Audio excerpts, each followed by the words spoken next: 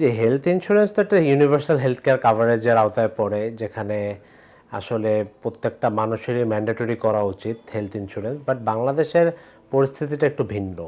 ভিন্ন কারণ হচ্ছে যে প্রথমত ইন্স্যুরেন্স কোম্পানিজদের পলিসিসগুলো খুব জটিল, এবং তাদের আসলে ক্লেম সেটেলমেন্ট করার যে মেন্টালিটি এটা আসলে নাই, এবং এটা আসলে খুবই কম আসলে তারা। এবং এবং হেলথ ইন্স্যুরেন্সে যেটা হয় যে আপনার লাইফ ইন্স্যুরেন্স বা লাইফ অ্যানুইটি যে পলিসিগুলো থাকে সেগুলো থেকে হেলথ ইন্স্যুরেন্সের ক্লেম রেটটা বেশি।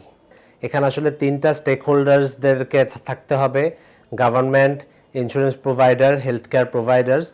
এটা একটি সমন্বয় চেষ্টা, এবং তখনই আপনার আগে ইকোসিস্টেমটা তৈরি করতে হবে, তারপর আপনি সাধারণ জনগণকে আপনি ফোর্স বা আপনি এনফোর্স করতে পারেন যে আপনি ইন্স্যুরেন্সটা নিতে হবে বা ম্যান্ডেটরি করতে পারেন।